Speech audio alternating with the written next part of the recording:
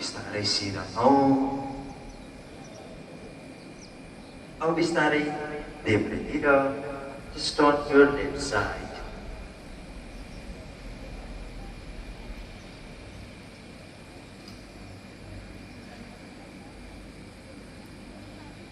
Bistaray siधा and just relax like a dance.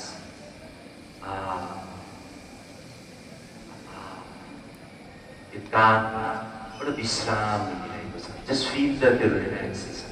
त्यो आरामलाई महसुस गरौँ. शरीर स्थिर छ.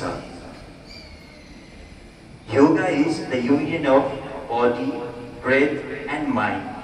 योगा शरीर, श्वास र मनको लय नै योग हो. श्वास लिँदै पुनः टाउकोलाई माथि लैजाउँ.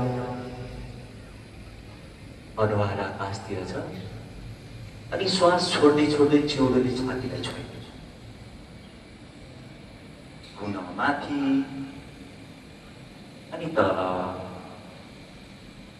अब टाउकोको जुन भाग छ त्यसलाई दाहिनेतिर, दाहिने कानले दाहिने कान छोइरहेको छ. अब देब्रेपट्टि फेरि दाहिने अनि फेरि देब्रे. अब यहाँबाट टाउकोलाई गोलो गोलो घुमाइदिनु. Just make a circle.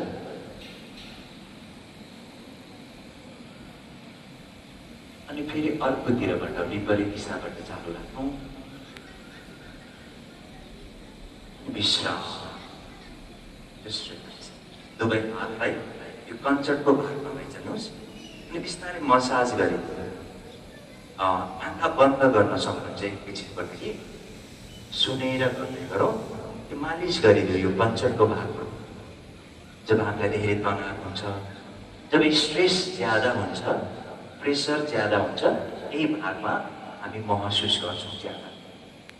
अनि कहिले टाउको दुख्यो पनि हामी अनुभव सेयर गर्छौँ. मसाज गरिदिउँ. त्यसै गरी बिस्तारै निधारको भागलाई पनि मसाज गरिदिउँ.